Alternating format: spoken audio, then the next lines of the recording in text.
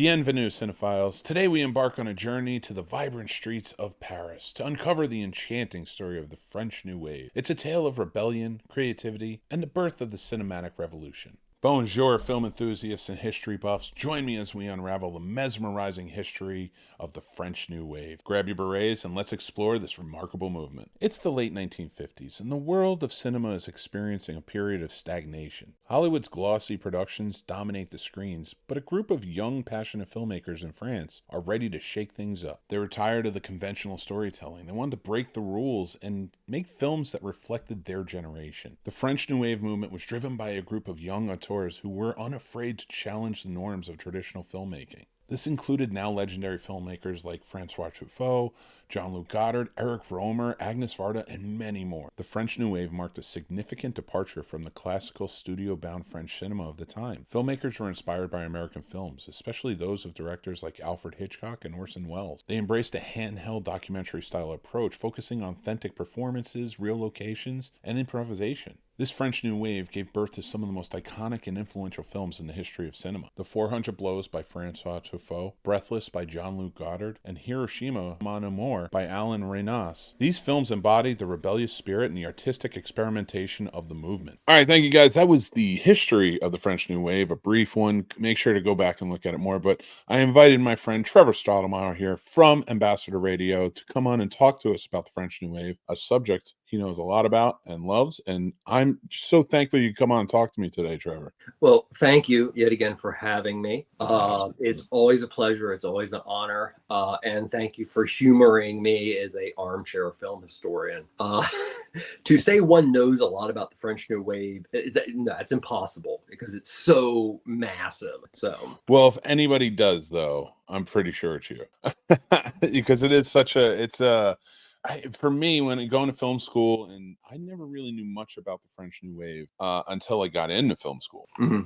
And started learning about, I knew, of course, the 70s, independent rush, the 90s, and sort of like the whole movement from the early turn of the century. But the French New Wave and its influence on filmmaking in general, not just how to this new way to tell a story, but just the influence it had on certain filmmaking aspects in terms of camera work, lighting, the whole nine yards. It's especially amazing. Mm-hmm. I would love to hear some more. I know you've been doing some research yourself into that area, especially when it comes to the filmmaking camera work and stuff. And we kind of touched down on it. I would love to get into that a little bit more if we could. Well, I'm probably going to be pretty repetitive for a bit based on what you've already given the audience. But okay, so the French New Wave is a movement that falls somewhere around 1958 to 1964. Mm-hmm. And it is a distinctly French movement. And it is based around the idea of doing something differently, doing something new. Hence, French New Wave or La Vogue, which actually the first time that term was used in France was a literary reference about a book about the youth culture. Mm-hmm. So you had your core filmmakers of the French New Wave were humongous film lovers, and they also were film critics. Cacheurs de Ciné is a classic publication that what they call the Young Turks worked for, that being Francois Truffaut, Godard, Chabrol, and Rivette, come from that particular school. But the idea of the French New Wave is, how do we tell a story differently through the language of cinema? There's a quote from a Godard short. I forget the name of it, I apologize. But to paraphrase it, a character is looking into a mirror and he says, photography is truth and truth is cinema. And that in itself is, they're pretty big words. And what makes a French New Wave special is you had all these different ideas, but also an element of pragmatism, because the guerrilla cinema, especially the term guerrilla cinema as we knew it in the 1990s, it was done by the French New Wave. It was done by Godard. It was done by Truffaut. But it's also very important to understand that the French New Wave is exceedingly important, not because they break the rules, and there are many, many rules they break, which we'll talk about, but they have a reverence and this goes back to the criticism part, and not to mention, what they called the thescenesnobs, which at one point there were 200,000 members of various cinema clubs in France. There's this huge reverence for what came before, and that is what really makes what the French New Wave did with the new visions. Let's see how we can tell a narrative through cinema differently. Hence the idea of jump cuts, hence the idea of getting, the Italian neorealist movement did a lot for location shooting. The French New Wave did a lot for location shooting that became very well known in the 1970s. And that was just show up, do it, don't get caught. That's actually a great point, and I'm glad you said that, because I wanted to ask. We often talk about the independent boom of the big filmmakers coming out in the 70s. And during my research, one thing I've sort of correlated the French New Wave to is not so much that it definitely inspired that boom, but I feel like that was more of a mainstream boom that was coming down. But the Black exploitation movement, and even the Australian exploitation movement of the time, just sort of those, like you said, like they were just showed up, shoot, get what and a lot of it was chaotic and big and sort of sometimes over the top. But I really feel like those elements work well within what the French New Wave was sort of creating. And I would love to hear your take on that comparatively, because it's only maybe 5 or 6 years removed when that started. The French New Wave. Well, roughly in about the 80s and more than 90s, there was a sudden boom in looking at exploitation cinema, in the idea that there were auteurs, which we would definitely talk about auteur theory at some point here, and also how the idea of revisiting cinema that, was in certain ways trash cinema. In my mind, no, but in many people it was. Bizarre little reference, but if you do watch Breathless is dedicated to Monogram Pictures. Monogram Pictures was a studio that made the Bowery Boys and was a latter career Bela Lugosi. If there's an instant meta reference there in the history of cinema, it's that. We are redefining cinema. We are artists. We are what they would call cinema stylo, which is the idea of the camera is the pen, which then made cinema in their minds as weighty as literature. So yeah, you have all those things going for you. Hope I answered your question. Or came close. So to step out and you have these young filmmakers coming out and doing something in France that's never been done anywhere in this industry. It's it's not a very old industry. It's the 50s. It's only about 50 years old, give or take a few. So to change the game in such a way, it's not that we haven't seen evolution of filmmaking up until this point, but what was it about France at this time, these French filmmakers stepping in and doing this in such a different way, that made it so explosive of a topic within the industry? Do you think? You kind of have to look a little bit back into the history of France. At one point, of course, their war debt was forgiven. This made it possible for marketing of not just their cinema, but also starting to purchase licenses for US cinema and things of that nature. So you had a melting pot of creativity. France has always been looked at as kind of the hegemon of art, whether that be graphic art, literature art, philosophy. So the French have always held art in a very high esteem. To this day, they do.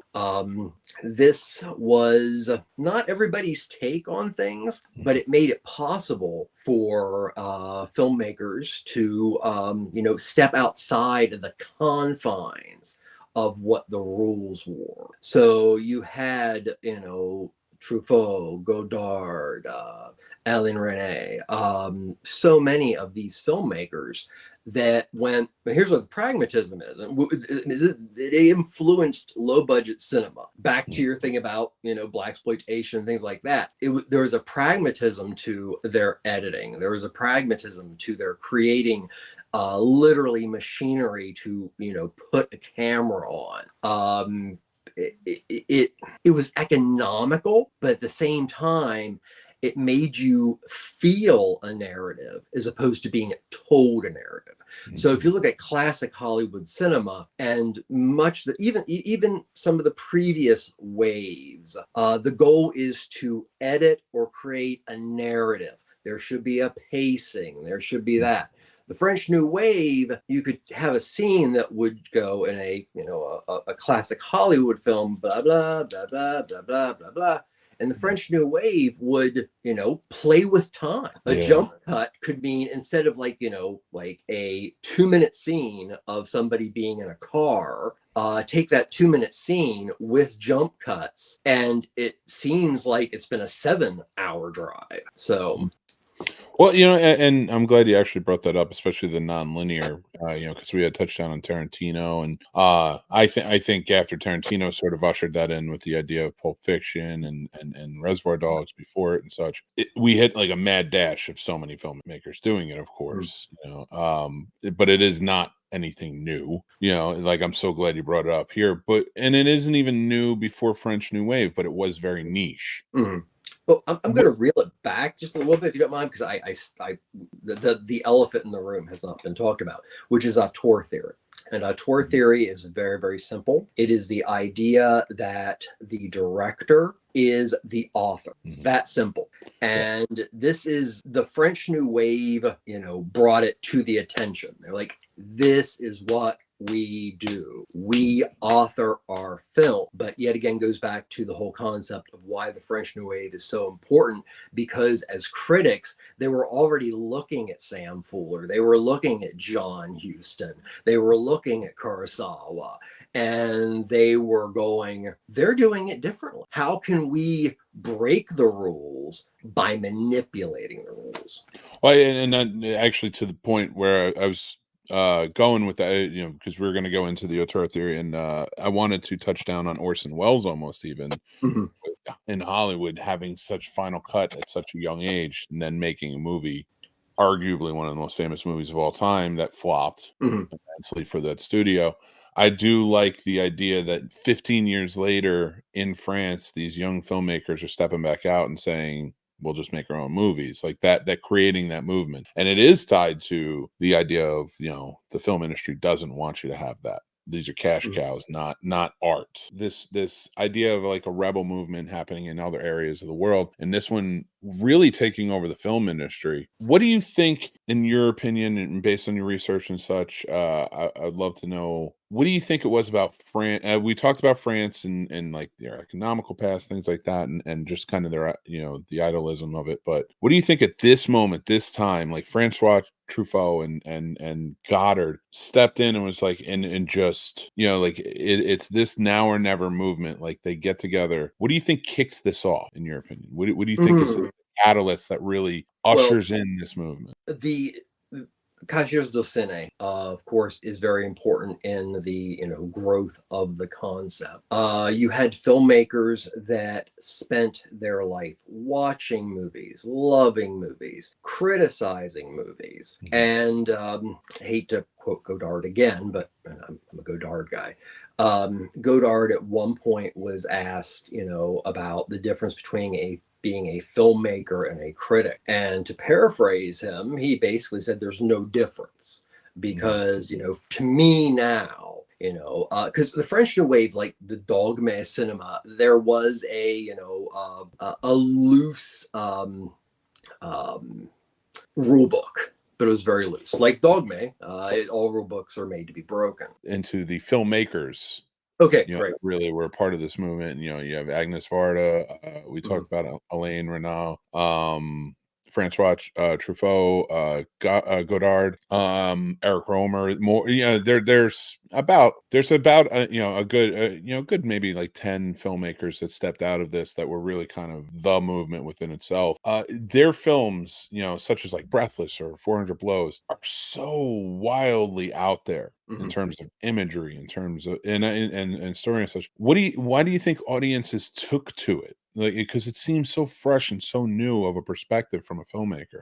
I wouldn't necessarily say that audiences took to it. I mean, that they were popular films, and the French at one point, even created a national center of cinematography, which was the idea that you had to have so much French cinema out at any given time versus other countries' cinema, which in itself other countries did. A great juxtaposition is the whole idea of Canada, and with the tax shelter films and stuff like that. It's quite a juxtaposition, because Canada, which brought us things like Cronenberg, the recipe for success was there, and they were influenced by what the French New Wave did and what France did. Okay, yeah, and so with this and these movies coming out, like, we've talked a little bit about their influence, and I want to get into that a little bit more about their influence, on exploitation in the 70s, but it goes much deeper than that. And I'd love to hear some more from you about the legacy of the French New Wave and what it's helped to create throughout these years. Well, let's start with auteur theory. It is, I mean, of course, we live in a world of blockbusters, but to this day, directors are looking to and encouraged to have a particular signature to their films, whether it be Wes Anderson, whether it be Aronofsky, or whether it be Martin Scorsese.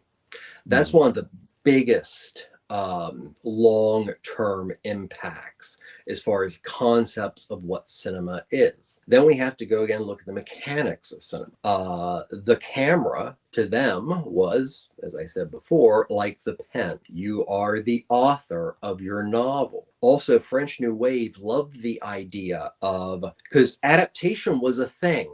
Truffaut did many adaptations, but the French New Wave approached it in the fact that, how do you film the unfilmable? So if you have a part of your prose that just visually wouldn't work in previous generations, but films, you'd fill that with like a dialogue section. The French New Wave was, well, how can we use camera? How can we use editing? How can we use non-professional actors? How can we use improvisation? How can we do to film what is the unfilmable? And I think the French New Wave is very important because it is even though there's a bit of a stereotype of the art house film and French cinema, I think the French New Wave was one of the first times that cinema truly went, we don't think you're stupid. We think you can follow along with breaking tradition and breaking the confines of, the rules of cinema. I mean, the rules of cinema have been broken, since motion picture was, a thing. And then you have, things like Eisenstein and, Orson Welles. I mean, rules are made to be broken. But the rules that the French New Wave broke, like Truffaut's work, is very influenced by Italian neorealism. And you can see that flat out by seeing one of the most important films of the French New Wave, a great place to start, called The 400 Blows. That was his first film.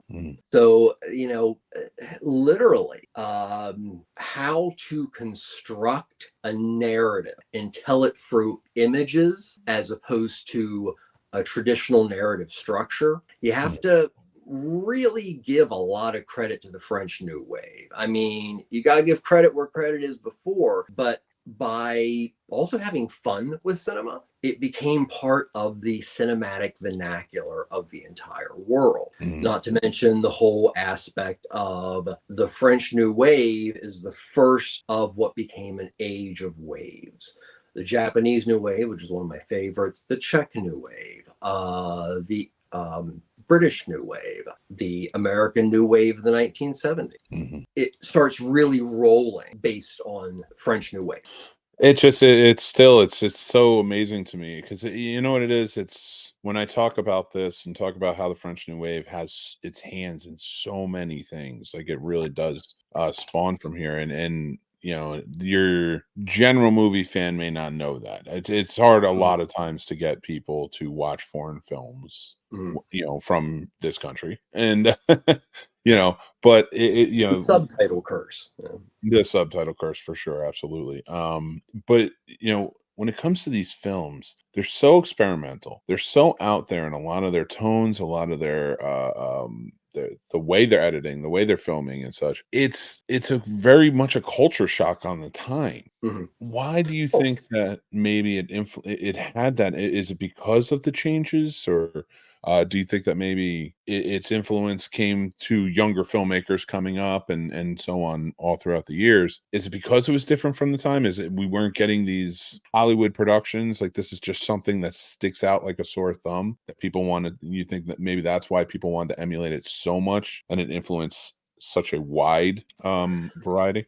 the French New Wave, like many, major changes in cinema and art, was fueled by the young. And at the time period during the 50s, France opened up a great deal. There were elements of censorship that were removed. You had classic films that were banned in their own country of France that now became, focal points for the French New Wave movement to go, oh, Rules of the Game by Renoir, Wages of Fear by Clouseau.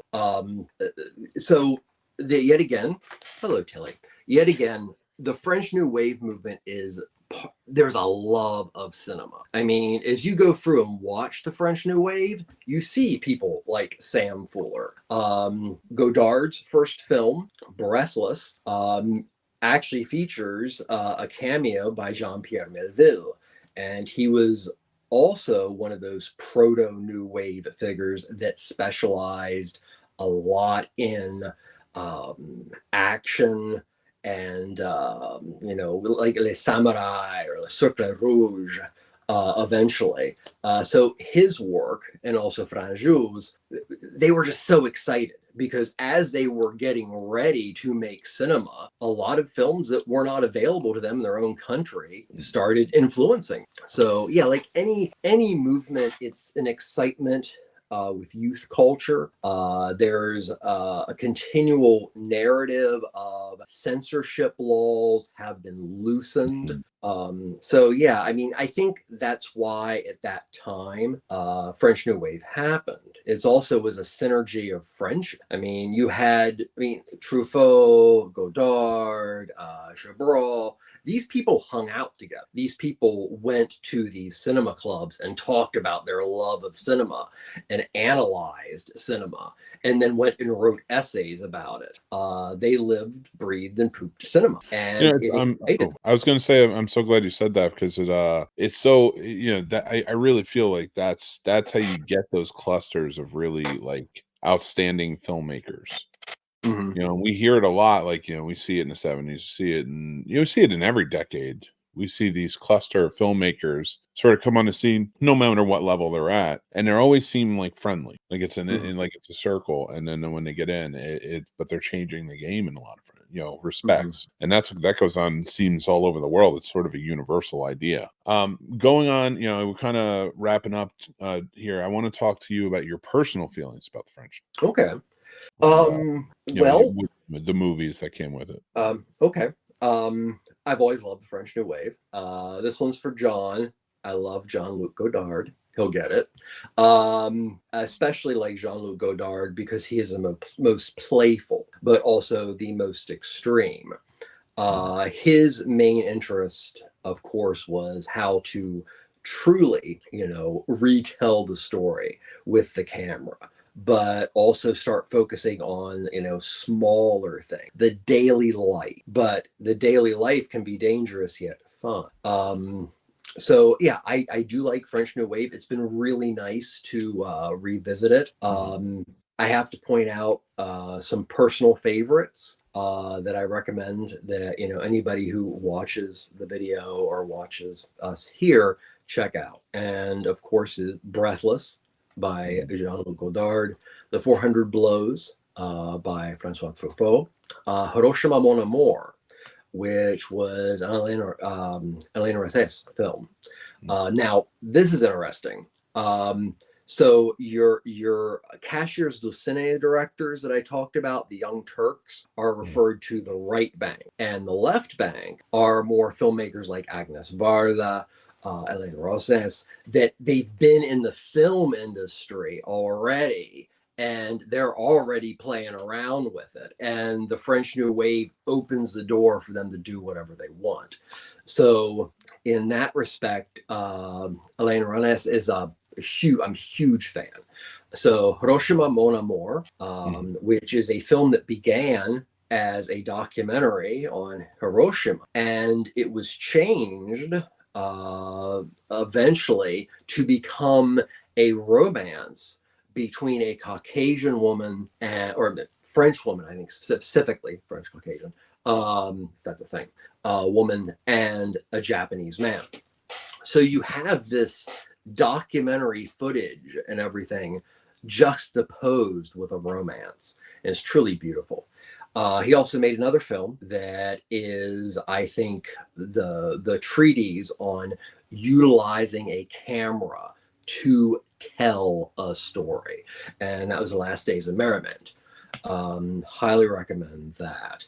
There are so many other directors. Agnes Varda, which is very important because she's a female director. Cleo 5 to 7 is excellent. There's just so much. I've, being able to research it, it's given me a certain level of vigor in the idea of looking at things in a new way. So nice.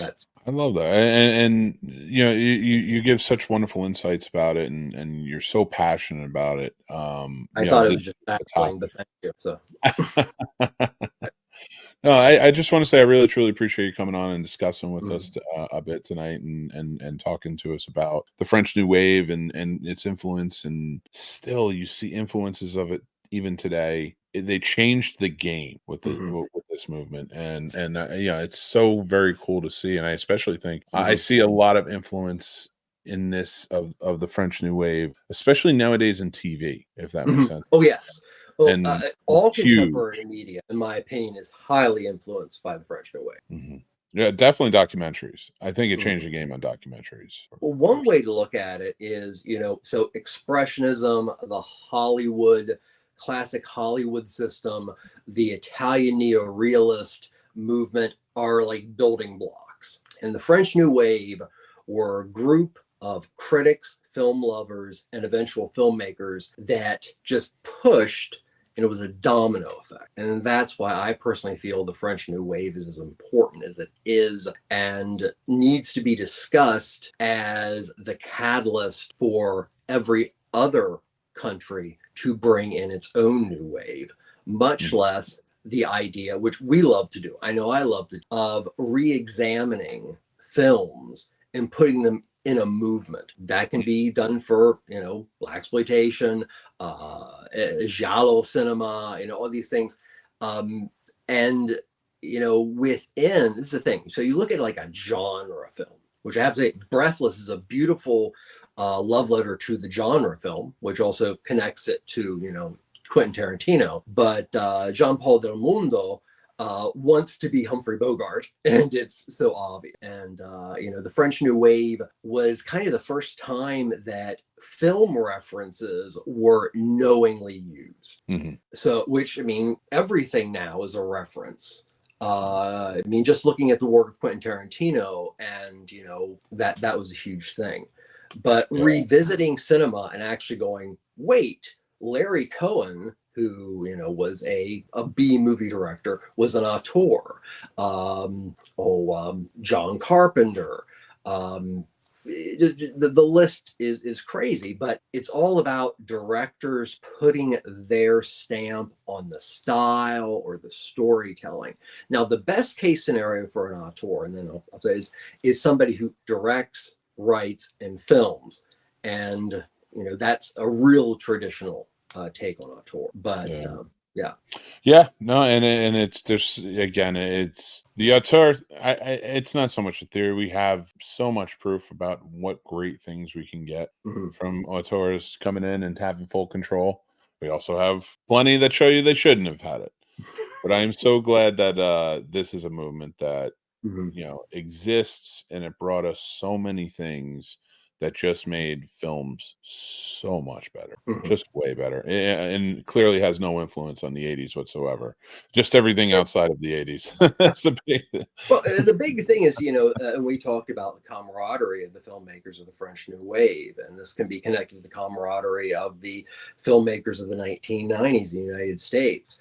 All these people were excited, and they were friends, and they were like, "We're going to do this," yeah. and that is the core of any great movement in anything political, music, graphic art. It's such doing the research on this has just been such a wonderful moment, and I hope everybody, if you're watching or listening, and you watch the rest of the show, check out a lot of these films, see what you think, especially if you're a film fan. Look for the cinematography of it, look for the sound, look for the acting, just everything about it was just very different and really stuck out in such a beautiful way. Mhm. And again, I want to say thank you so much, Trevor, for coming on tonight to discuss this with us Well, and shine more of a light on it and give us some insights. Before we go though, I do have all of your links in the description, but will you tell everybody what you've got going on? Okay, so I produce a radio program that is available online, but it's syndicated, Ambassador Radio. It specializes in specifically rare, obscure, and the B side of music history. But I also, kind of have my hands in a couple other things that, pertain to, film and also music and art. I want to thank you for having me, especially for a short time for such a huge subject. So I'm hoping I didn't babble more than I actually give information. No, you were fantastic, and just thank you again, Trevor. You always it is always wonderful just to have conversations with you, and we love this stuff. So being able to really dig deep and Mhm. kind of get into it is just always a joy for me. So Well, yeah, thank you guys. yet again, thank you. What you guys are doing with the Scene Snob is truly amazing, and it is an honor to be a part of it. So thank you. Thank you, and we'll definitely have you back. And I want to say thank you guys for watching. Video's almost done, and then yeah, so just keep watching, and we'll talk to you guys very soon. Take care. Thank you to our good friend Trevor Stottlemyer from Ambassador Radio for coming on and talking to me about the French New Wave. He always offers great insight. Thanks a lot, Trevor. The French New Wave not only revitalized the French cinema, but also had a profound influence on the international film landscape as well. It introduced us to techniques like jump cuts, long takes, and breaking the fourth wall that all became standards of filmmaking. And it paved the way for the rise of independent cinema and the idea that anyone with a camera and a vision could make a film. So there you have it, my fellow cinephiles, the captivating history of the French New Wave, a story of rebellion, innovation, and the birth of modern cinema. Thanks for joining me on this cinematic journey, and remember, even the most classic of tales, there's always room for revolution. And that's a wrap on our explanation of the French New Wave. Thank you guys so much for joining in. I'm Mick Manhattan from the Scene Snobs. I truly appreciate you guys watching. Thank you to our sponsor, StubHub. Go check out the affiliate link below. They have concerts, they have sporting events, they have everything you can get tickets for. Well, I've never had a problem with them. We got our Taylor Swift tickets there. I've got game tickets there. So much more. Go check them out. Thank you, StubHub, for sponsoring this video. All right, guys, make sure to check out our Patreon because we got a lot of great stuff going on and new shows popping up all the time. And head over to our Discord and head over to our Facebook group and join up in the Snob Nation because it's such a great time. Thanks again for watching this. This is Snobs Film History out every Thursday, and we really appreciate you guys taking to it, coming in the comments, talking to us some more. Thanks again, and I will talk to you guys very, very soon. And remember, be kind, stay classy, and take care of yourselves. It's important. All right, everybody. Bye.